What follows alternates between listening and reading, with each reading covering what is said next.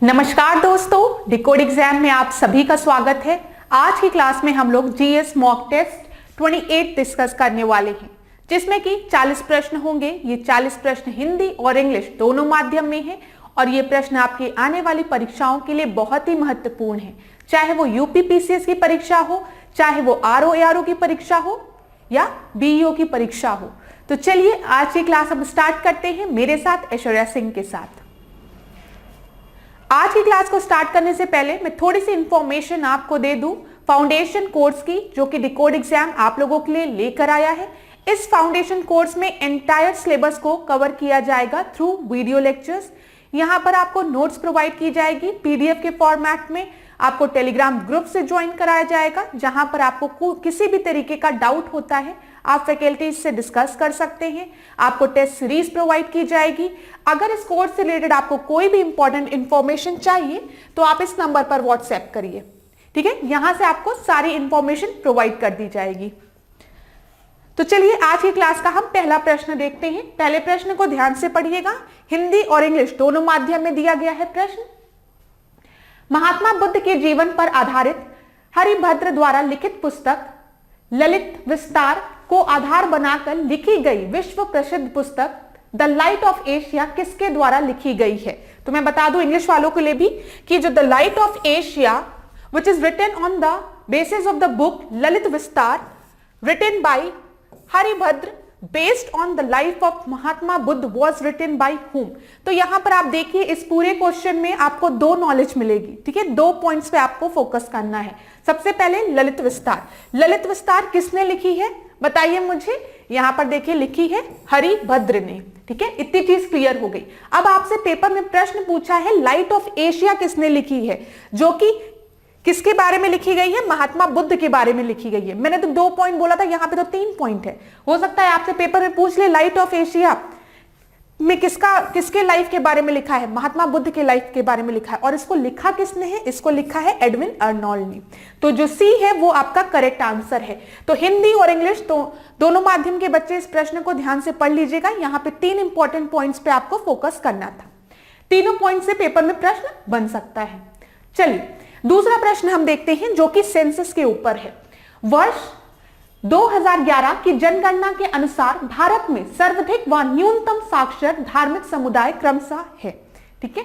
According to the census of 2011 the highest and the least literate religious communities respectively in India are. तो highest और least बोला गया है। यहां पर भी 2 तरीके से प्रश्न बन सकता है। हो सकता है आपके पेपर में बस यही पूछ ले कि हाईएस्ट रिलीजियस कम्युनिटी कौन है, जहां पे सबसे ज्यादा लिटरेसी है, या फिर आपसे पूछ ले लीस्ट लिटरेट रिलीजियस कम्युनिटी कौन है, ठीक है। तो यहां पे 2 पॉइंट्स पे आपको याद रखना है। इस प्रश्न का जो सही उत्तर है वो है सी, जैनिज्म एंड मुस्लिम। तो देखिए सी जो है वो आपका सही उत्तर है। अब यहां पर आप देख लीजिए जैन में साक्षरता कितना है, 94.9%, ठीक है। उसके बाद ईसाई है, फिर बौद्ध है, फिर सिख है, फिर हिंदू है और आखिरी में मुस्लिम है। तो ये भी एक इंपॉर्टेंट प्रश्न है, जो कि पीवाईक्यू है आपका, मतलब प्रीवियस ईयर का क्वेश्चन है, पेपर में पूछा गया ये एक प्रश्न है, ठीक है। तो इसको ध्यान से देख लीजिएगा आप लोग। अगर स्क्रीनशॉट लेना चाहें तो ले लीजिए। क्लास थोड़ा सा डिस्टर्बेंस हो रहा है इसके कारण, उसके लिए मैं आपसे क्षमा चाहती हूं। अगला प्रश्न हम देखते हैं, तीसरा प्रश्न। प्राचीन भारत में सर्वप्रथम महात्मा बुद्ध का अंकन किस शासक के सिक्के पर हुआ है, ठीक है। इन ancient India the first time Mahatma Buddha was inscribed on the coin of which ruler. तो पहला ऑप्शन आपको दिया गया है बिंबिसार, दूसरा अशोक, तीसरा कनिष्क और आखिरी आपको दिया गया विम कटफिसेस, ठीक है। तो यहां पर जो सही उत्तर है वो क्या है, सी, कनिष्क के सिक्के पर पहली बार महात्मा बुद्ध को इंस्क्राइब किया गया था। यहां पर देखिए सी जो है वो आपका सही उत्तर है। अच्छा क्लास, यहां पे कुछ और फैक्ट्स हम लोग देख लेते हैं। कुषाणों ने सर्वाधिक शुद्ध स्वर्ण सिक्के चलाए थे। ये याद रखिएगा आप, क्योंकि पेपर में एक बार पूछा गया था ये चीज, ठीक है। तो यहां पे याद रखिएगा, कभी भी पेपर में आपसे पूछे कि किसने सबसे ज्यादा शुद्ध, यहां पे शुद्ध लिखा हुआ है, इस पे जरूर फोकस करिएगा। शुद्ध की बात की गई, शुद्धता की बात की गई, शुद्ध स्वर्ण सिक्के चलाए थे, ठीक है। भारत में दिनार का प्रचलन कुषाण काल में ही हुआ था, ये भी चीज याद रखिएगा। दिनार का प्रचलन कुषाण काल में पहली बार हुआ था। जो जो इंपॉर्टेंट पॉइंट यहां पर है वो मैं आपको टिक लगा दे रही हूं, ठीक है। अगर आप चाहें तो स्क्रीनशॉट भी ले सकते हैं, ठीक है। यहां पर देखिए जो कुषाण शासक थे आपके विम कटफिशेस और हुविस्क ने चांदी का सिक्का चलाया था। इतनी चीजें आप याद रखिएगा। और एक पॉइंट और आपको याद रखना है, वो ये है कि कुषाणों ने सबसे ज्यादा तांबे के सिक्के भी चलाए थे। यहाँ पे सबसे सर्वाधिक शुद्ध स्वर्ण सिक्के चलाए थे और साथ ही साथ आप याद रखिएगा कुषाणों ने सर्वाधिक मात्रा में तांबे के सिक्के भी जारी किए थे। यहां पर देखिए ये एक, यहां पे अगर प्रश्न बनेगा तो हो सकता है कुषाण से रिलेटेड आपको 4-5 स्टेटमेंट दे दे, तब ये स्टेटमेंट्स वहां पे दिए रहेंगे। अगला प्रश्न हम देखते हैं जो कि आर्टिकल से है, अनुच्छेद से है। भारतीय संविधान के किस अनुच्छेद के अंतर्गत किसी राज्य का राज्यपाल किसी राज्य की विधायिका द्वारा पारित एक ऐसा विधेयक जो संबंधित राज्य के उच्च न्यायालय की स्थिति को खतरे में डालता हो को राष्ट्रपति के विचारार्थ अनिवार्य रूप से सुरक्षित रखेगा? अब इसको इंग्लिश में भी पढ़ लेते हैं। Under which article of the Indian constitution the governor of any state obligatory reserve a bill passed by the state legislature which endangers the position of the state high court of the respective state। ठीक है, तो यहां पर ये direct प्रश्न है जो कि अनुच्छेद से है, तो मैं आपको बता दूं यहां पर सही उत्तर है 201।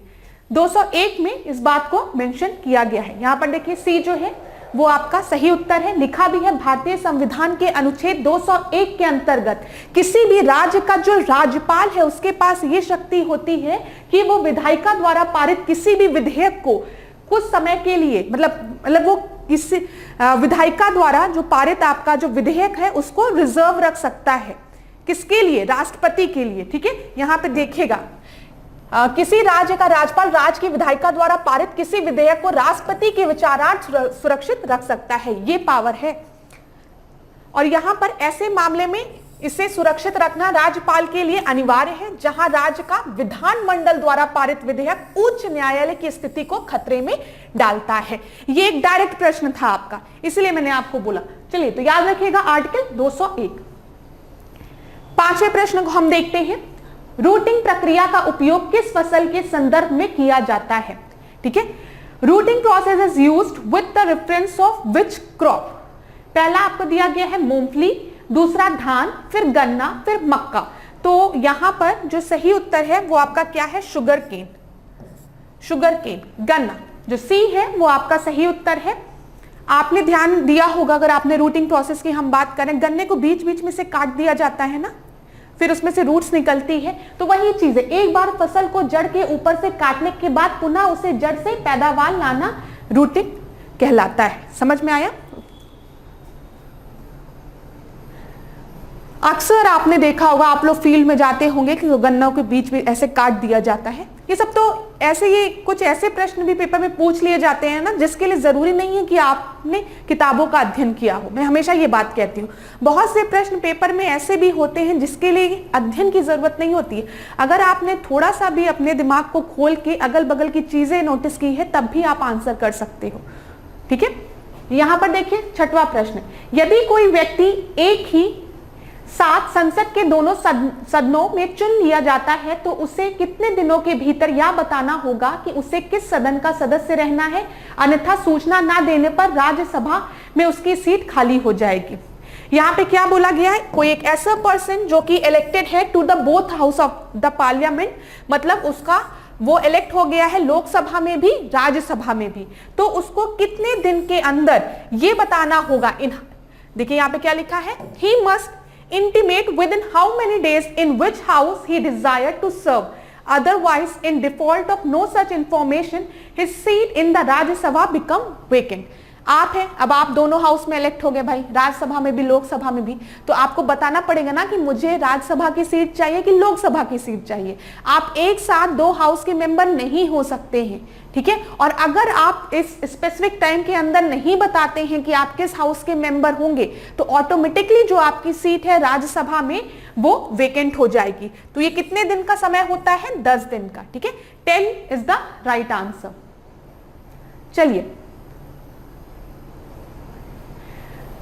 7वां प्रश्न हम देखते हैं, कायिक प्रवर्धन में नया पौधा पुराने पौधे के निम्नलिखित में से किस या किन भागों से प्राप्त किया जा सकता है? ठीक है, a new plant in vegetative propagation is obtained from which of the following part of the old plant? तो यहां पर आपको दिया गया है correct the following answer from the given code. पहला आपको स्टेम दिया गया है, फिर रूट्स दिया गया है, फिर लीफ दिया गया है, फिर सीड्स दिया गया है। अब याद रखिएगा क्लास, इन सभी से हमको एक नया प्लांट मिल सकता है, उसमें कोई भी दिक्कत नहीं है। लेकिन यहाँ पे वेजिटेटिव प्रोपोगेशन की बात की गई है। जब हम वेजिटेटिव प्रोपोगेशन की बात करेंगे तो उसमें सीड्स, रूट और लीफ होता है। तो जो ए है वो आपका सही उत्तर है, 1 2 3। ठीक है, यहाँ पे देखिए वेजिटेटिव प्रोपोगेशन की जब भी हम बात करते हैं, वेजिटेटिव प्रोपोगेशन की जब भी हम बात करते हैं जिसको कि कायिक प्रवर्धन कहते हैं, उसमें स्टेम कटिंग होता है, लेयरिंग होता है और ग्राफ्टिंग होता है। ये कुछ प्रोसेस होते हैं, ठीक है, ये कुछ विधियां होती हैं, याद रखिएगा। अगला प्रश्न, 8वां प्रश्न हम देखते हैं, निम्नलिखित में से कौन सा सही सुमेलित नहीं है? ठीक है, अच्छा फिर मैं एक चीज बोलूंगी, अगर किसी बच्चे को ऐसा लग रहा है क्लास बहुत फास्ट हो रही है तो आप क्या करिए, वीडियो को पॉज कर करके आंसर दीजिए। और अगर किसी बच्चे को ये लग रहा है कि क्लास बहुत स्लो हो रही है तो वीडियो को फास्ट करके आप देखिए। ठीक है, लेकिन परेशान आप लोग बिल्कुल नहीं होंगे। हमारा बस टारगेट ये रहता है कि हम 40 प्रश्नों को जल्दी से जल्दी कवर करें, साथ ही साथ उससे रिलेटेड अगर कोई इंपॉर्टेंट पॉइंट है जो कि एग्जामिनेशन पॉइंट ऑफ व्यू से इंपॉर्टेंट है उसको भी मैं आपको बता दूं। ठीक है, तो यहां पर देखिए तत्व और अयस्क, मेटल और ओर्स की बात की गई है। सबसे पहले आपको दिया गया मैग्नाइट, आयरन, ठीक है, फिर पायरोल्यूसाइट, मैग्नीज, फिर कैलामाइन आपका जिंक और नेटिव सिल्वर। तो मैं बता दूं यहाँ पे मेटल और ओर ये एक इंपॉर्टेंट टॉपिक है जहां पे पेपर में प्रश्न बनता है। अभी हम और मेटल और ओर्स को डिस्कस भी कर लेंगे यहाँ पर। तो जब भी हम नेटिव सिल्वर की बात करते हैं तो ओर, ठीक है, यहाँ पे सिल्वर सही है, कैलामाइन जिंक, ठीक है, पायरोल्यूसाइड मैग्नीज। लेकिन मैग्नेनाइट जो है वो आपका आयरन का ओर नहीं है। ठीक है, ये आयरन का ओर नहीं है। यहाँ पे क्लास एक काम करिएगा, आप यहाँ पर ओर लिखिएगा और यहाँ पर मेटल लिखिएगा। ठीक है, ये थोड़ा सा गड़बड़ है क्योंकि हम इन मेटल्स की बात करें और इन मेटल्स के ओर ये है, इस चीज को करेक्ट कर लीजिएगा आप। तो जो आपके मैग्नाइट है वो आयरन का ओर नहीं है, ये मैग्नीज का ओर है। ठीक है, ये चीज याद रखिएगा, आयरन नहीं मैग्नीज होना चाहिए। अब यहां पर हम देख लेते हैं मैग्नाइट। देखिए मैग्नाइट, इसका ओर क्या है, किसका ओर है, ये मैग्नीज का। ठीक है, इसी तरीके से मैग्नेटाइट जो है वो किसका है, आयरन का। तो इसमें बिल्कुल भी कंफ्यूज नहीं होंगे आप, यही कंफ्यूजन आपके पेपर में इसमें बनाई गई है। ज्यादातर बच्चे इसको मैग्नाइट ना पढ़ के मैग्नेटाइट पढ़ लेंगे और जैसे ही आप इसको मैग्नेटाइट पढ़ लेंगे आपको लगेगा आयरन सही है। ठीक है, तो ये क्या लिखा है, ये मैग्नाइट लिखा है, ना कि मैग्नेटाइट लिखा है। मैग्नेटाइट जो है वो आयरन का ओर है। चलिए, फिर उसके बाद हमने देखा पायरोल्यूसाइड जो है वो मैग्नीज हो गया, कैलामाइन जो हो गया वो जिंक हो गया, नेटिव सिल्वर हो गया। इतने में कोई दिक्कत नहीं।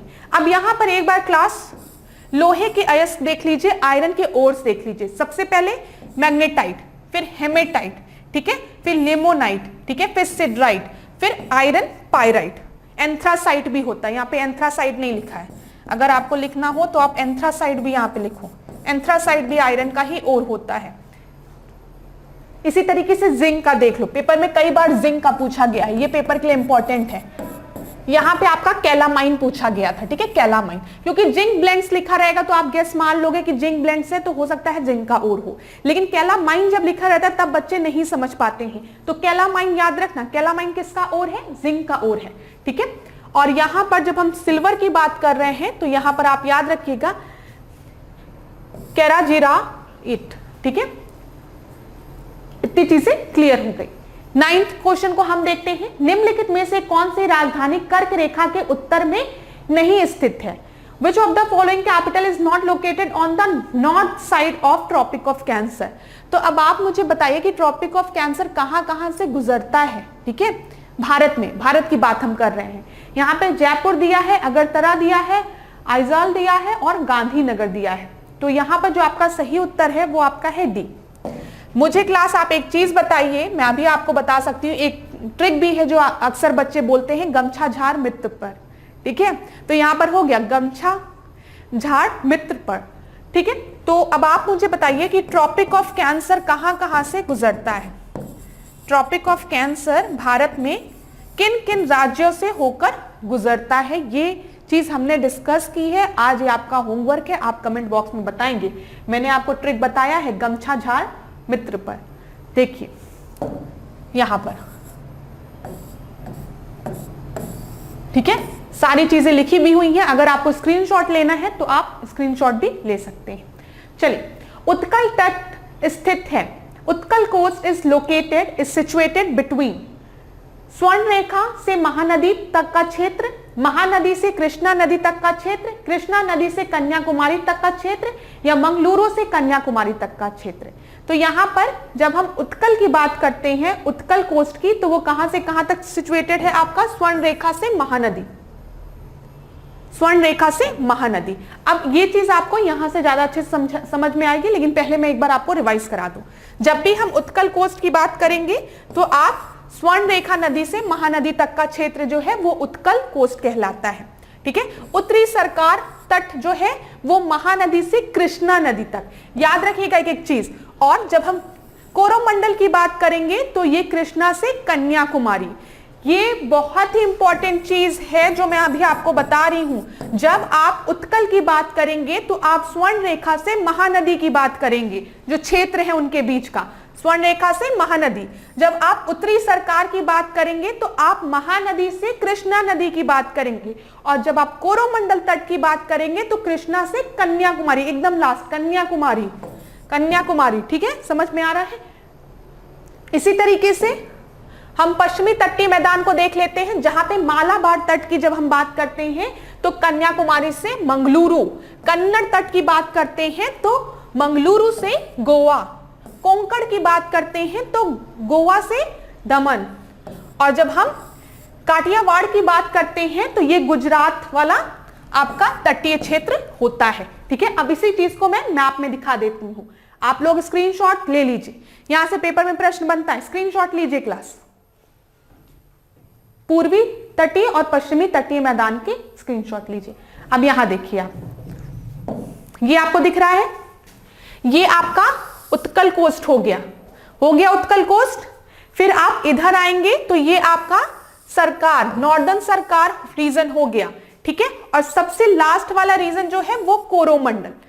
तो चीजें क्लियर हुई, सबसे ऊपर उत्कल, फिर उसके बाद आपका यहां पर जो है वो सरकार, फिर इधर कोरोमंडल, ठीक है। अब इधर आइए, इधर देखिए, सबसे पहले इधर आइए, ये काठियावाड़ रीजन हो गया, देखिए इधर ये काठियावाड़ रीजन हो गया, फिर इधर आपका कोंकण हो गया, ठीक है।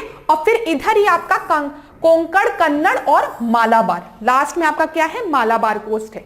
तो चीजें क्लियर हुई आपको, कोंकण, कन्नड़, मालाबार, इधर आपका उत्कल हो गया, सरकार हो गया, और आपका हो गया यहां पर लास्ट में हो गया कोरोमंडल। चीजें क्लियर हो गई होगी। पेपर में प्रश्न बनता है, इसीलिए इस प्रश्न में मैंने थोड़ा सा समय दिया आप लोगों को। 11वां प्रश्न देखिए, या नदी छोटा नागपुर के पठार से निकलती है या रिफ्ट घाटी से प्रभावित होती है, इसे जैविक मरुधान के नाम से जाना जाता है, ठीक है। यहां पे किसी रिवर के बारे में बोला गया है, स्टेटमेंट दिया गया है, और आपको बताना है ये किस रिवर के बारे में कहा जा रहा है। इट ओरिजिनेट फ्रॉम द छोटा नागपुर प्लेटू, ठीक है, ये जो है वो छोटा नागपुर प्लेटू से ओरिजिनेट होती है। It flows from a rift valley, rift valley से ये फ्लो होती है। And it is known as biological desert. Above description are related to which river? किस रिवर के बारे में यहां पर बात की जा रही है। तो यहां पर जैसे ही आप में से कई बच्चों ने पढ़ा होगा कि it is regarded as a biological desert, तो इसका आपका आंसर क्या हो जाएगा, डी। डी जो है वो आपका सही उत्तर है। और ये जाके गिरती किस में है, दामोदर रिवर। ब्रेन किस में होती है, बंगाल की खाड़ी में, बे ऑफ बंगाल में, ये भी याद रखिएगा आप। चलिए अगला प्रश्न हम देखते हैं, 12वां प्रश्न। निम्नलिखित में से कौन सा युग्म सही सुमेलित नहीं है, ठीक है। जल संधियां दिए गए हैं और उनसे कनेक्टेड वाटर बॉडीज दी गई है। तो सबसे पहले बास जल संधि, बास जल संधि जो है वो तस्मान सागर व दक्षिण सागर में है, ठीक है। फिर उसके बाद स्ट्रेट ऑफ मैगलेन, जिसको कि हम बोलते हैं मैगलेन जल संधि, South Atlantic and South Pacific Ocean. फिर आपका दिया गया है बालाबाग जल संधि, South China Sea and East China Sea, ठीक है। फिर लास्ट में दिया गया टॉरस जल संधि, अराफुरा सी एंड कोरल सी। अब इस तरीके के प्रश्न जो है वो थोड़ा सा समय आपसे मांगते हैं। आप 2 मिनट वीडियो को पॉज करिए और जो भी आपने मैप में पढ़ा है उसको आंख बंद करके 10-20 मिनट सोचिए, देखिए आपको आंसर मिलेगा, ठीक है। तो मैं बता दूं यहां पर आंसर आपको, जब भी हम बास स्ट्रेट की बात करते हैं, yes it connect Tasman sea to the south sea, ठीक है। स्टेट ऑफ मैगलान जो है वो आपका ये साउथ अटलांटिक को साउथ पैसिफिक से कनेक्ट करता है, ठीक है। टॉरस स्ट्रेट जो है वो अराफुरा सी को कोरल सी से कनेक्ट करता है, लेकिन जो बालाबाग स्ट्रेट है ये आपका साउथ चाइना सी को ईस्ट चाइना सी से नहीं कनेक्ट करता है। यहां पे आपका सुलू सी होगा, ठीक है, सुलू सी। यहां पे देखिए ये किसको किसको कनेक्ट करता है, सुलू सी को दक्षिण चीन सागर से कनेक्ट करता है। इतनी चीजें क्लियर हो गई होगी। अगला प्रश्न हम देखते हैं, 13वां प्रश्न। निम्नलिखित में से कौन सी एक गर्म हवा नहीं है? Which of the following is not a warm wind? Brickfielder, harmattan, फिर ट्रामोटाना, फिर उसके बाद सांता आना। तो यहां पर वार्म करंट कौन सा नहीं है? तो ट्रामोटाना जो है वो वार्म करंट नहीं है, ठीक है, ये आपका एक कोल्ड करंट है। बाकी सब ब्रिकफिल्डर, हर्मिटन और सांता आना ये सब आपका वार्म करंट है, ठीक है। यहां पे देखिए जो ट्रामोटोना है ये आपका कोल्ड एंड ड्राई विंड है, ठीक है।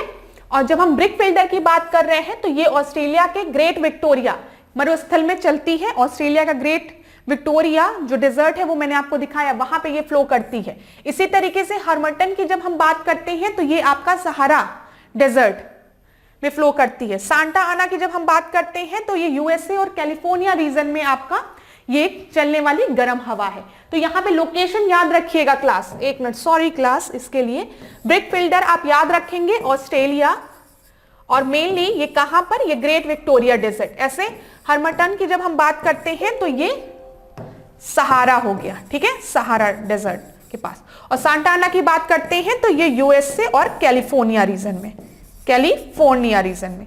चीजें नोट कर लीजिए, यहां से पेपर में प्रश्न बनता है, ये एक इंपॉर्टेंट टॉपिक है इसलिए मैंने आपको बता दिया। निम्नलिखित में से कौन सा युग्म सही सुमेलित नहीं है? ठीक है, यहां पे कुछ कंट्री दिए गए हैं और उनके कैपिटल्स दिए गए हैं। फिनलैंड का हेलसिंकी, ठीक है, फिर एस्टोनिया का टालिनन, फिर उसके बाद लाटविया का विल्नियस दिया गया है, और मोल्डोवा का दिया गया है आपका चिसिनाउ, ठीक है। तो मैं आपको बता दूं यहां पे जो गलत ऑप्शन है वो है लाटविया।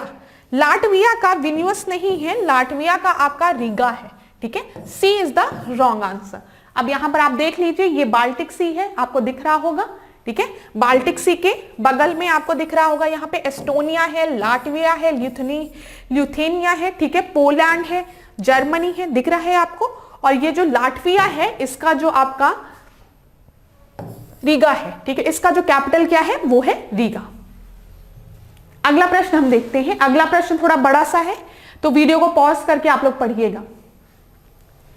यह पृथ्वी के वायुमंडल की अंतिम परत है, ठीक है, जहां गैस से अणुओं के रूप में उपस्थित होती हैं तथा इसी परत में उल्काएं घर्षण के कारण जलने लगती हैं। इसी मंडल में नॉक्टिल्यूसेंट बादलों का गर्मियों में ध्रुवों के ऊपर दर्शन होता है। उपयुक्त विवरण पृथ्वी के वायुमंडल की किस परत की व्याख्या करते हैं? It is the last sphere of the earth atmosphere where the gases are present in the form of atoms and asteroid start burning due to the friction in this sphere. Noctilucent clouds are seen in this sphere over the poles in the summer. The above description explain which sphere of the earth atmosphere. तो आपको पता है सबसे पहले troposphere होता है, फिर stratosphere होता है ना। तो यहां पर एक चीज लिखी गई है, क्या लिखा गया है यहाँ पे कि जो एस्ट्रॉयड है वो इस लेयर में आपके बर्न होने लगते हैं। तो यहाँ पे इस वजह से इस प्रश्न का सही उत्तर क्या होगा? मेसोस्फियर, मेसोस्फियर होगा आपका। अच्छा, मेसोस्फीयर समताप सीमा व मध्य सीमा के बीच उपस्थित मंडल है। इस मंडल में एक बार पुनः ऊंचाई के साथ तापमान घटता है।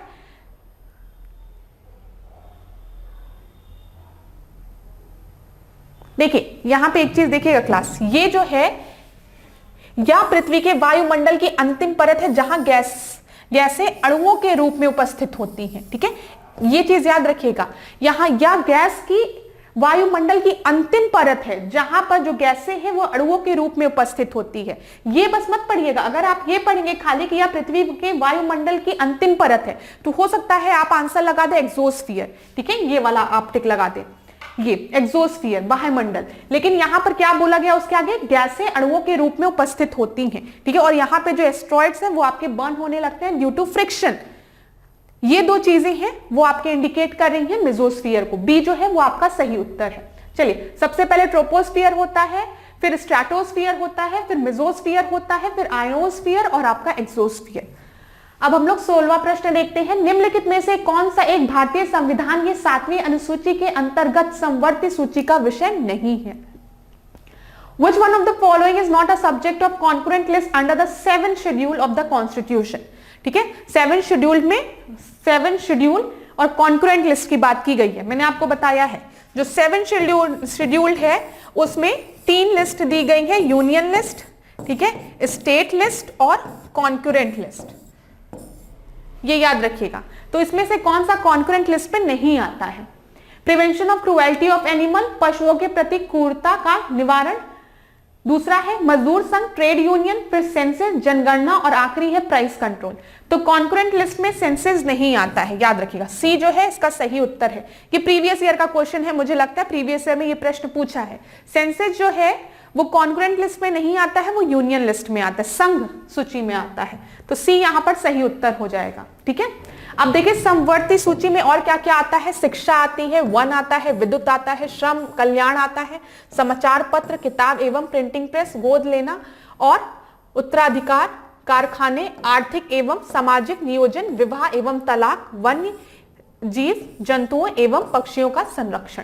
तो ये आपके कॉन्करेंट लिस्ट में आते हैं। चलिए 17 प्रश्न को हम देखते हैं। निम्नलिखित में से किन संस्थाओं के अध्यक्ष प्रधानमंत्री होते हैं? ठीक है, इसमें बोला गया है कि आपका इन इंस्टीट्यूशन में से किन इंस्टीट्यूशन को जो प्राइम मिनिस्टर है वो आपके हेड करते हैं। सबसे पहले quality council of India, national disaster management authority, national wild life board, Bharat का गुणवत्ता परिषद, राष्ट्रीय आपदा प्रबंधक प्राधिकरण और राष्ट्रीय वन्यजीव बोर्ड। तो यहां पे आपका सही उत्तर होगा 2 और 3। सी जो है वो आपका सही उत्तर है। देखिए प्रधानमंत्री द्वारा किनकी किनकी अध्यक्षता की जाती है, एक बार इसको सरसरी निगाह से देख लीजिए। एक बार याद करने की जरूरत नहीं है, एक बार ऐसे देख लीजिए, अगर पेपर में प्रश्न बने तो आप गलत ना करें। राष्ट्रीय जनसंख्या आयोग, राष्ट्रीय जनजाति सलाहकार परिषद, राष्ट्रीय गंगा नदी बेसिन प्राधिकरण, CSIR, नीति आयोग, राष्ट्रीय एकता परिषद जिसको कि नेशनल इंटीग्रेशन काउंसिल NIC भी कहते हैं, न्यूक्लियर कमांड अथॉरिटी, ठीक है, अंतरराष्ट्रीय परिषद, अंतरराजकीय इंटरस्टेट काउंसिल की बात हो रही है, ये याद रखिएगा। ठीक है, उसके बाद आणविक ऊर्जा विभाग, फिर उसके बाद जलवायु परिवर्तन पर प्रधानमंत्री की परिषद, राष्ट्रीय वन्यजीव बोर्ड, राष्ट्रीय आपदा प्रबंधन प्राधिकरण जिसको कि हम क्या बोलते हैं, नेशनल डिजास्टर मैनेजमेंट अथॉरिटी।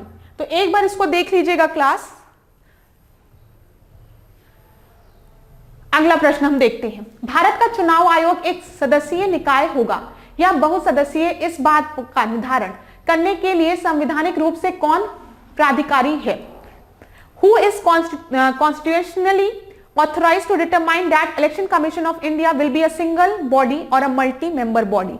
ये पावर किसके पास है पूछा गया है। संसद के पास, राष्ट्रपति के पास, भारत का मुख्य चुनाव आयुक्त के पास या फिर प्रधानमंत्री के पास? तो मैं बताऊं इलेक्शन कमीशन ऑफ इंडिया जो है वो आपकी सिंगल मेंबर बॉडी होगी या फिर मल्टी मेंबर बॉडी होगी, या ये पावर होता है प्रेसिडेंट के पास डिसाइड करने का। तो बी जो है वो आपका सही उत्तर है। अब आप मुझे एक चीज बताइए कि चलिए आप नहीं, मैं ही बता देती हूँ। आर्टिकल 324 में इलेक्शन कमीशन के बारे में दिया गया है, ये आपको पता है, ठीक है। मुझे एक चीज बस आपसे ये जाननी है कि किस कॉन्स्टिट्यूशनल अमेंडमेंट एक्ट के थ्रू, यहां पे देखिए, किस कॉन्स्टिट्यूशनल अमेंडमेंट एक्ट के थ्रू जो वोटिंग एज थी उसको 18 कर दिया गया? ठीक है, ये मुझे बताइएगा, किस कॉन्स्टिट्यूशनल अमेंडमेंट एक्ट के थ्रू वोटिंग एज को 18 कर दिया गया? 19वां प्रश्न हम देखते हैं, किसी न्यायाधीश का एक उच्च न्यायालय से दूसरे उच्च न्यायालय में स्थानांतरण किया जा सकता है। ठीक है, अगर किसी जज को ट्रांसफर करना हो from one high court to another high court तो क्या हो, मतलब कौन कर सकता है? संसद के परामर्श से, राष्ट्रपति द्वारा, by the president in consultation with the parliament. दूसरा है भारत के मुख्य न्यायाधीश के परामर्श से राष्ट्रपति द्वारा, ठीक है, by the president in consultation with the chief justice of India. फिर थर्ड है संबंधित उच्च न्यायालय के मुख्य न्यायाधीश के परामर्श से भारत के मुख्य न्यायाधीश द्वारा, by the chief justice of India in consultation with the chief justice of the high court concern. और आखिरी है राज्यपाल और उच्चतम न्यायालय के दो वरिष्ठतम न्यायाधीशों के साथ भारत के मुख्य न्यायाधीश द्वारा, by the chief justice of India with the governor and two senior most जजेस ऑफ द सुप्रीम कोर्ट। तो मैं आपको बता दूं, हाई कोर्ट के जजेस के ट्रांसफर की बात हो रही है from one high court to the other high court, तो यहां पर ये प्रेसिडेंट द्वारा किया जाता है in consultation with the chief justice of India. और ये आपका किस ऑप्शन में दिया गया है? बी में दिया गया है, तो बी आपका सही उत्तर हो जाएगा। चलिए ठीक है, यहां पे क्या लिखा है?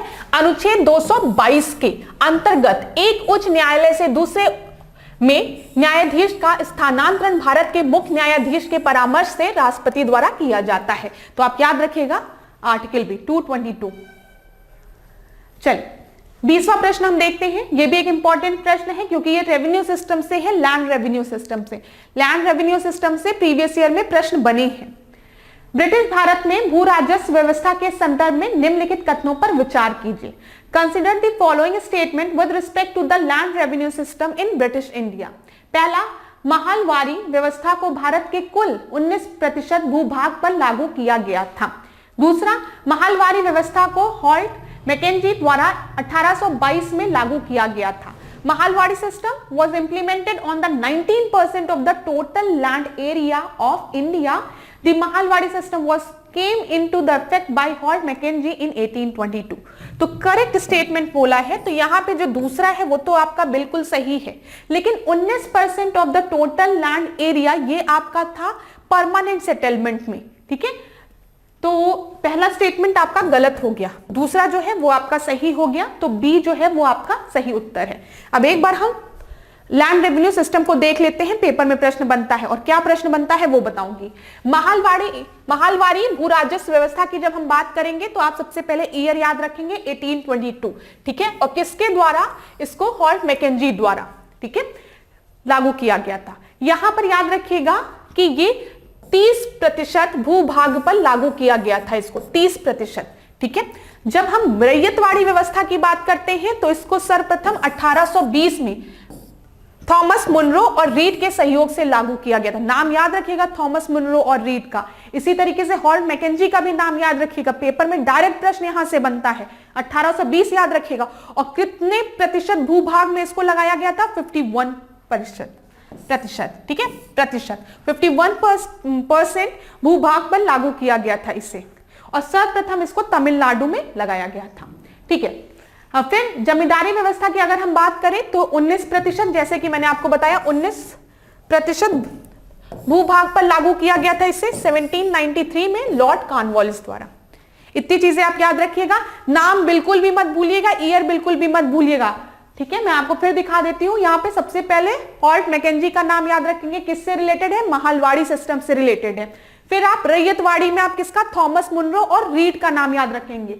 फिर आप परमानेंट सेटलमेंट की जब आप बात करेंगे, जिसको कि जमींदारी सिस्टम भी कहते हैं, स्थायी बंदोबस्त भी कहते हैं, उसको 1793 में किसके द्वारा लगाया गया था? लॉर्ड कॉर्नवालिस के द्वारा।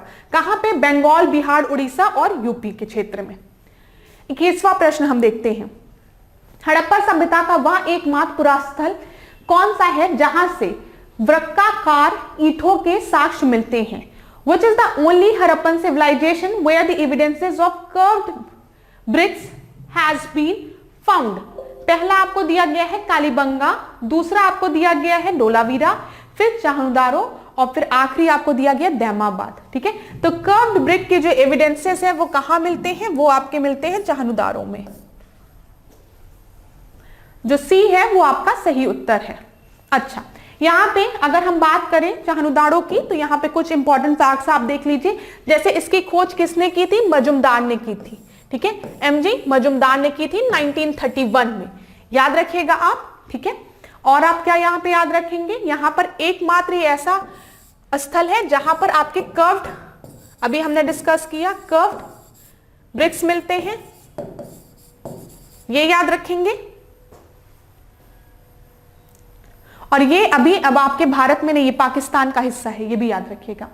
निम्नलिखित में से कौन सा युग्म सही सुमेलित नहीं है? ठीक है, सही सुमेलित नहीं है। देखिएगा, सबसे पहले डायनेस्टी दी गई है और स्टेट एम्बलम दिया गया है, परमार गरुड़। ठीक है, फिर मलय केतु, वारा, चंदेल, गजलक्ष्मी, गुर्जर प्रतिहार, भगवती। तो मैं आपको बता दूं यहाँ पे जब हम बात कर रहे हैं गरुड़ की, तो गरुड़ जो है वो किस डायनेस्टी का स्टेट एम्बलम था आपका? ये आपका था गुप्ता डायनेस्टी का। और वारा जो था वो मलय केतु का, एकदम सही है। गजलक्ष्मी चंदेल का, और भागवती जो है गुर्जर प्रतिहार का, ये एकदम सही है। नॉट पूछा था, इस वजह से आपका सही उत्तर क्या हो जाएगा? ए जो है वो आपका सही है। गुप्त राजवंश का राजकीय प्रतीक जो था वो गरुड़ था। 23rd प्रश्न को हम देखते हैं। यहां पे गवर्नर जनरल दिया गया है और उन गवर्नर जनरल के समय कौन सा युद्ध हुआ था? वेरी इंपॉर्टेंट प्रश्न। ठीक है, यहां पे आपका एक एक प्रश्न बन सकता है कि प्रथम आंग्ला बर्मा युद्ध किसके समय में हुआ था, ऐसा भी प्रश्न बनता है, तो इसको ध्यान से पढ़िएगा, थोड़ा समय ले लीजिए। चलिए अब हम उत्तर बताते हैं। जब हम लॉर्ड हेस्टिंग की बात करते हैं तो लॉर्ड हेस्टिंग के समय कौन सा युद्ध हुआ था? सेकेंड एंग्लो नेपालीज युद्ध, नेपाल का युद्ध। ठीक है, फिर उसके बाद जब हम बात करते हैं लॉन्ग एमहर्स्ट की, तो इनके समय फर्स्ट एंग्लो बर्मा युद्ध हुआ था। ठीक है, जब लॉर्ड ऑकलैंड की हम बात करते हैं तो फर्स्ट एंग्लो अफगान वॉर या फर्स्ट आंग्ला अफगान वॉर। लॉर्ड हार्डिंग की बात करते हैं पहले की, तो इनके समय में क्या हुआ था? First Anglo Sikh war. तो आंसर क्या हो जाएगा? ए का 2 बी का 1। ए का 2 बी का 1 कहां दिया गया है? इन दोनों में दिया गया है। Very good. फिर उसके बाद सी का फोर्थ और डी का 3rd इसमें दिया गया, तो बी जो है वो आपका सही उत्तर है। बी आपका एकदम सही उत्तर है। तो यहां पर देख लीजिए, जब हम लॉर्ड हास्टिंग की बात करते हैं तो इसके समय में पहला आंग्ला नेपाल युद्ध हुआ था। ठीक है, और इसी के समय आंग्ला गोरखा युद्ध भी हुआ था। लॉर्ड विलियम पिट एमहर्स्ट की जब हम बात करते हैं तो इसके समय आंग्ला बर्मा युद्ध हुआ था, और क्या युद्ध हुआ था? डामो की संधि के तहत इसका अंत हुआ था। ठीक है, लॉर्ड ऑकलैंड की बात करते हैं तो अभी मैंने बताया एंग्लो अफगान वॉर हो गया। लॉर्ड हार्डिंग की बात करेंगे तो एंग्लो सिख वॉर हो गया। वही सब चीजें आपकी लिखी है। 24वें प्रश्न को हम देखते हैं। निम्नलिखित में से कौन से द्वीपीय देश प्रशांत महासागर में नहीं स्थित हैं? ठीक है, प्रशांत महासागर में। Which of the following island countries are not located in Pacific Ocean? पहला आपको दिया गया वानुआतू, फिर कोमोरस, फिर नोरू, फिर उसके बाद केप वर्दे। तो मैं आपको बता दूं, वानुआतू जो है वो पैसिफिक ओशियन में है, नोरू जो है वो भी पैसिफिक ओशियन में है। लेकिन जब हम कोमोरस की बात करते हैं तो ये पैसिफिक ओशियन में ना होके ये कहां पर है? ये सिचुएटेड है, ये इंडियन ओशियन में सिचुएटेड है। ठीक है, इंडियन ओशियन में। उसी तरीके से जब हम बात कर रहे हैं केप वर्दे, ये कहां पर है? अटलांटिक ओशियन में, अटलांटिक ओशियन। तो यहां पर आपका सही उत्तर क्या हो जाएगा? सी, क्योंकि नॉट सिचुएटेड पूछा था, इस वजह से 2 और 4 हो जाएगा। यहां पर हम लोग व्याख्या में देख भी लेते हैं एक बार। जब हम कोमोरस की बात कर रहे हैं तो ये आपका हिंद महासागर में है। ठीक है, और इसकी राजधानी क्या है? मोरोनी। ठीक है, राजधानी भी याद रखिएगा, पेपर की दृष्टि से महत्वपूर्ण है, मोरोनी। ठीक है, जबकि हम जब केप वर्दे की बात कर रहे हैं तो ये आपका उत्तरी अटलांटिक महासागर में सिचुएटेड है, और इसकी जो राजधानी है वो है प्राइया। ठीक है, चलिए 25वें प्रश्न को हम देखते हैं। पारिस्थितिकी निकेत की संकल्पना सर्वप्रथम किसके द्वारा प्रस्तुत की गई थी? The concept of ecological niche was first introduced by whom? Ernest Ness, Joseph Grinnell, Brundtland या जोसेफ फूरियर? तो यहां पर मैं आपको बता दूं, जो सही आंसर है वो आपका क्या है? जोसेफ ग्रीनेल। ठीक है, जोसेफ ग्रीनेल द्वारा आपका पारिस्थितिकी निकेत निकेत की बात की गई थी। यहाँ पे कुछ और फैक्ट्स को हम देख लेते हैं, स्क्रीनशॉट ले लीजिएगा क्लास। अर्नेस्ट नेस की जब हम बात करते हैं तो इन्होंने कौन सा कॉन्सेप्ट दिया था, डीप इकोलॉजी का। लिख लीजिए एक जगह आप लोग इसको, या स्क्रीनशॉट ले लीजिए, डीप इकोलॉजी का। ठीक है, हम ब्रेटलैंड की बात करते हैं तो ब्रेटलैंड ने 1987 में संधारणीय व स्थायी विकास की अवधारणा दी थी। स्थायी विकास की अवधारणा किसने दी थी, ब्रेटलैंड ने। जोसेफ फोरियर ने ग्रीन हाउस गैस की संकल्पना प्रस्तुत की थी। जोसेफ फोरियर का भी नाम आप याद रखिएगा। पारिस्थितिकी निकेत की हम बात करते हैं तो अभी हमने आपको बताया, इनके साथ आप किसका नाम याद रखेंगे, ग्रिन्नेल का। इतनी चीजें क्लियर हो गई होगी। ये एक इंपॉर्टेंट स्लाइड है, इसका स्क्रीनशॉट ले लीजिए। इन्वायरमेंट एंड इकोलॉजी में यहां से प्रश्न बनता है। सारे पॉइंट जो यहां पे मेंशन है वो परीक्षा की दृष्टि से महत्वपूर्ण है। 26वां प्रश्न हम देखते हैं। 26वां प्रश्न देखिए, राष्ट्रीय पर्यटन नीति, ठीक है, राष्ट्रीय बौद्धिक संपदा अधिकार नीति, national intellectual property right policy, राष्ट्रीय स्वास्थ्य नीति और राष्ट्रीय डिजिटल संचार नीति। और वर्ष दिया गया है कब कब आया है, तो नेशनल टूरिज्म पॉलिसी जो है वो 2015 में आई है। 2015 में। इंटेलेक्चुअल प्रॉपर्टी की जब हम बात कर रहे हैं तो ये आपकी 2016 में। ठीक है, नेशनल हेल्थ पॉलिसी की अगर हम बात करें, नेशनल हेल्थ पॉलिसी की, तो वो कब आई है, 2017 में। और कम्युनिकेशन, नेशनल डिजिटल कम्युनिकेशन 2018 में। तो यहां पे आपका सही उत्तर क्या हो जाएगा, देख लीजिए, बी आपका सही उत्तर हो जाएगा। नेशनल टूरिज्म 2015 4 हो गया, 2016 3 हो गया, 4 3 2 1। ठीक है, बी जो है वो आपका सही उत्तर है। यहां पर भारत सरकार की कुछ प्रमुख नीतियों के नाम लिखे गए हैं और किस ईयर में वो आई थी वो लिखा गया है। तो इसका स्क्रीनशॉट ले लीजिए क्लास। ठीक है, इसका स्क्रीनशॉट लीजिए, इसको जरूर पढ़िएगा। अच्छा, परेशान मत होया करिए, पेपर में ऐसे प्रश्न बनते हैं, लेकिन एक दिन आपको रटना नहीं है बैठ के। आप प्रैक्टिस करेंगे ना क्वेश्चंस को तो आपको खुद ही याद होता जाएगा, उसके लिए आपको चिंता नहीं करनी है। और हम लोग हैं, आपसे इतना प्रश्न करा देंगे कि आपको ये सब चीजें एकदम याद हो जाएगी। 27वें प्रश्न को हम देखते हैं। निम्नलिखित में से कौन सा युग्म सही सुमेलित नहीं है। ठीक है, अंतरराष्ट्रीय संगठन दिए गए हैं और मुख्यालय दिए गए हैं। अंतरराष्ट्रीय समुद्री संगठन लंदन में है, ठीक है। अंतरराष्ट्रीय परमाणु ऊर्जा एजेंसी वियना में है, जिसको कि हम बोलते हैं international atomic energy agency, Vienna में है, ठीक है।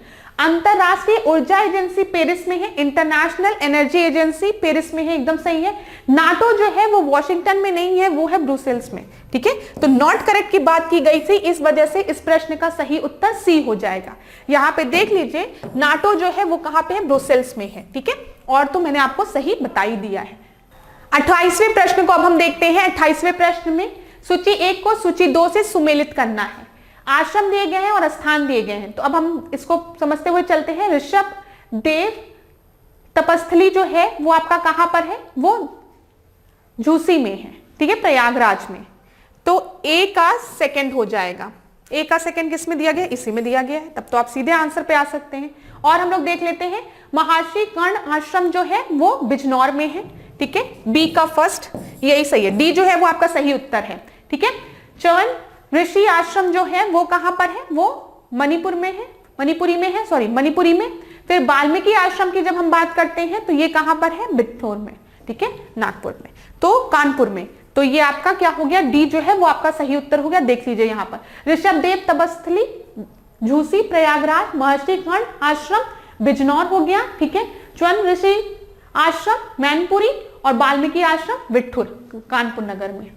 अगला प्रश्न हम देखते हैं 29 प्रश्न को देखिए। निम्नलिखित में से कौन सी परिघटनाएं केशिकत्व का उदाहरण है, ठीक है।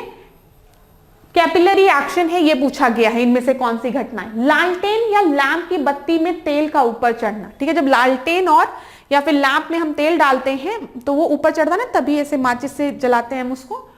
फिर दूसरा है quickly soak ink by the blotting paper, blotting paper द्वारा स्याही को शीघ्र सोख लेना, ठीक है। आप देखते हैं ब्लूटिंग पेपर को जब वो स्याही पे रखते हैं, इंक पे रखते हैं, तो तुरंत एब्जॉर्ब हो जाती है।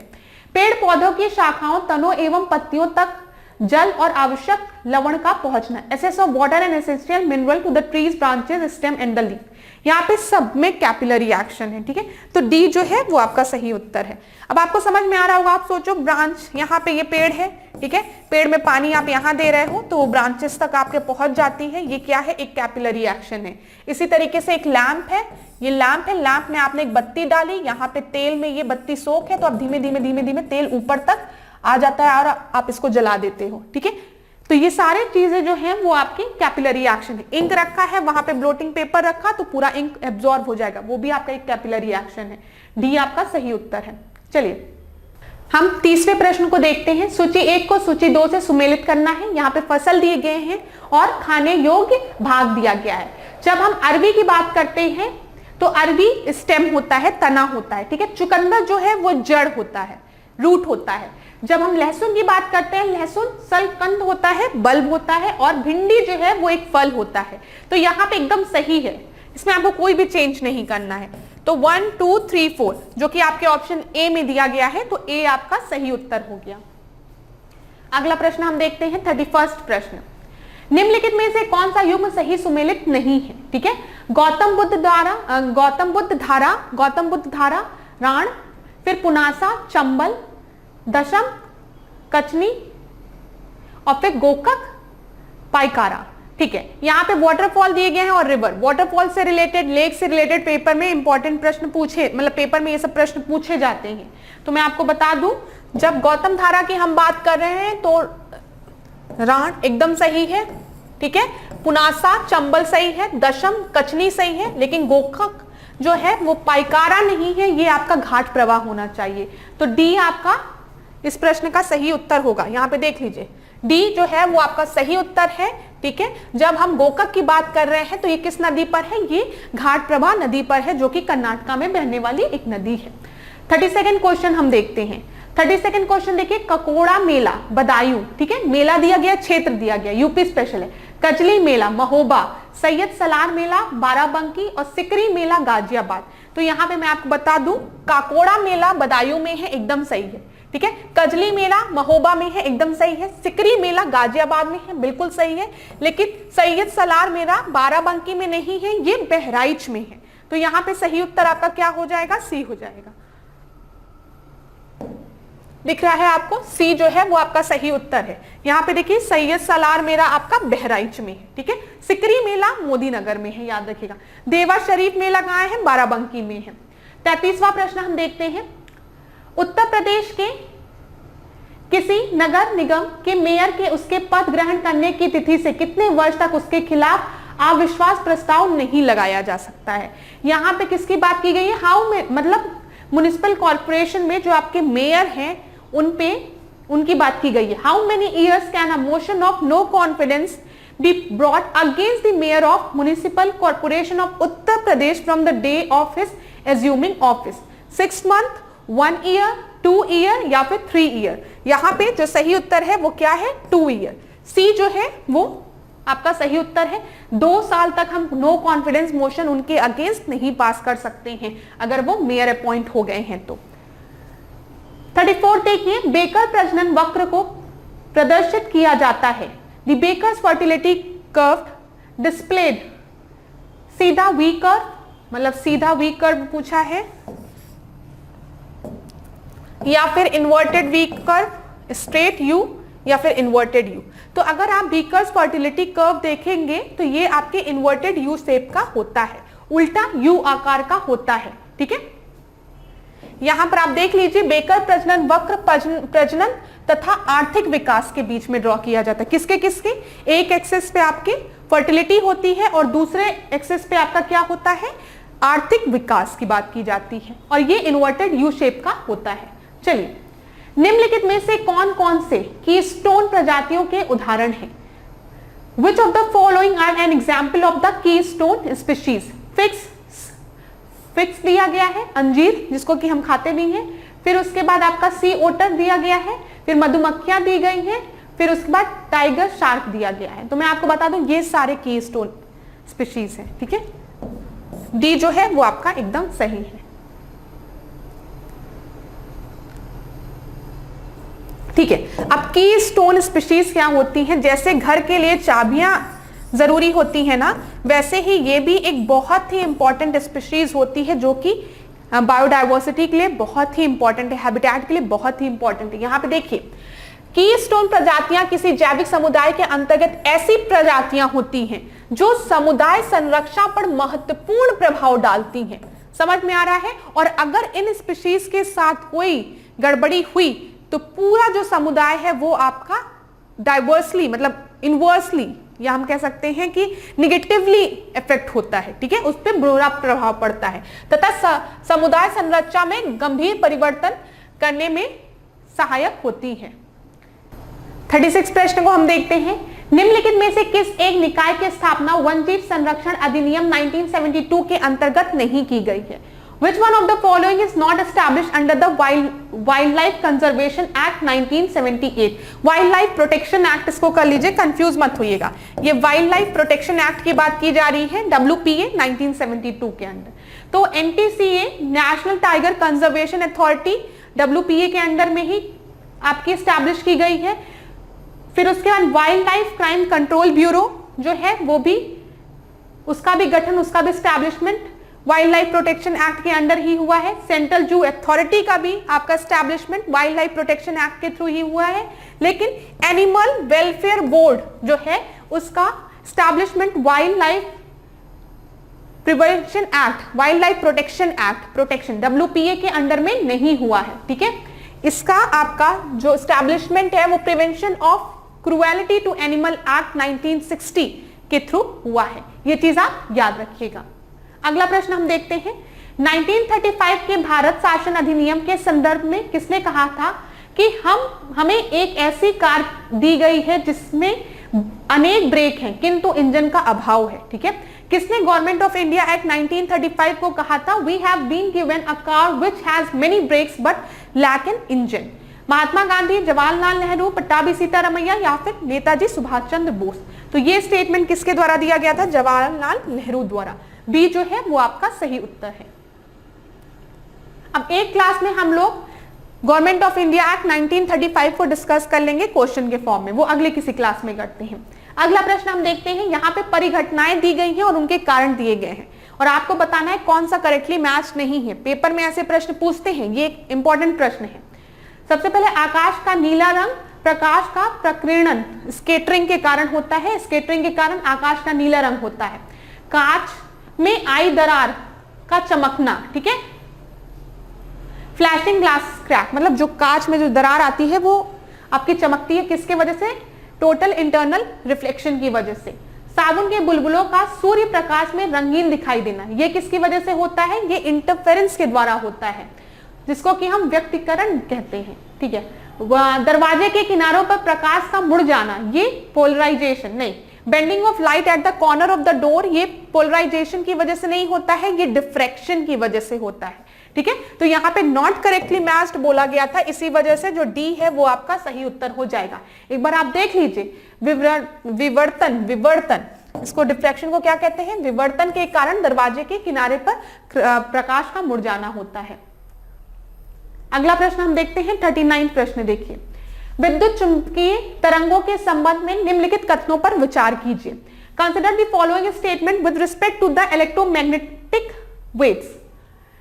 इन तरंगों के संरक्षण के लिए माध्यम की आवश्यकता नहीं होती है। The transmission of this wave does not require a medium. फिर ये अनुप्रस्थ तरंगे होती हैं, दे आर ट्रांसवर्स वेव। तो यहां पर जब भी हम इलेक्ट्रोमैग्नेटिक वेव्स की बात करते हैं, yes they do not require any medium for the transmission, और दूसरा दे आर ट्रांसवर्स वेव। दोनों ही स्टेटमेंट आपके विच of the following select the correct statement. Sorry, यहां पे करेक्ट बोला गया है ना, हाँ ठीक है, करेक्ट बोला गया है ना, तो सही है। करेक्ट बोला गया है तो आपका सही उत्तर क्या हो जाएगा? सी हो जाएगा। दोनों ही स्टेटमेंट आपके बिल्कुल सही है, सी इज द राइट आंसर। चलिए, आज की क्लास का आखिरी प्रश्न अब हम देखते हैं। आखिरी प्रश्न देखिए, मैच द कॉलम के फॉर्म में है, एप्लीकेशन है, मेजर है। ठीक है, यहां पे density of solid liquid, relative humidity, humanity नहीं करो यार, इसको ह्यूमिडिटी करो। ह्यूमिडिटी, आर्द्रता की बात की गई है ना, ह्यूमैनिटी नहीं, ह्यूमिडिटी। ठीक है, humidity, intensity of light, measuring the rate of water evaporation, वाष्पीकरण मापक। तो जब भी हम लाइट की बात करते हैं तो हम किसका यूज करते हैं, लक्स मीटर का यूज करते हैं। सी का फोर्थ यहां भी दिया गया है, सी का फोर्थ यहां भी दिया गया है, ठीक है। और हम देख लेते हैं, फिर जब हम बात करते हैं डेंसिटी ऑफ सॉलिड की, तो उसके लिए हम पिक्नोमीटर का यूज करते हैं, ठीक है। तो ए का सेकंड यहां दिया गया है, तो आपका सही उत्तर क्या हो जाएगा, बी हो जाएगा। देखिए बी आपका सही उत्तर है। यहां पर देख लीजिए क्लास, जब भी हम पिक्नोमीटर की जब हम बात करते हैं तो पिक्नोमीटर ठोस तरल तत्व का घनत्व मेजर करता है, ठीक है। जब हम साइक्रोमीटर की बात करते हैं या हाइग्रोमीटर की बात करते हैं तो मैंने अभी आपको बताया ये आर्द्रता को मेजर करने के लिए यूज होता है, हाइग्रो ह्यूमिडिटी को मेजर करने के लिए, ठीक है। लक्स मीटर की हम बात करते हैं तो ये प्रकाश की तीव्रता मापता है, और एटमोमीटर की हम बात करते हैं तो वाष्पीकरण मापक के लिए इसको यूज किया जाता है। तो आज की क्लास में हमने 40 प्रश्नों को देखा। आप कमेंट बॉक्स में जरूर बताइएगा कि कितने प्रश्न आपके सही जा रहे हैं, और जो बच्चे पहले दिन से लगातार टेस्ट को देखते आ रहे हैं वो बताइए कि क्या आपको इंप्रूवमेंट शो हो रही है कि नहीं। आपका फीडबैक मेरे लिए जरूरी है, इसलिए मैं आपसे कहती हूं अगर किसी भी टॉपिक में आपको दिक्कत होती है तो आप अपना टॉपिक भी मेंशन कर सकते हैं, हम उस टॉपिक से भी प्रश्नों को कवर करेंगे।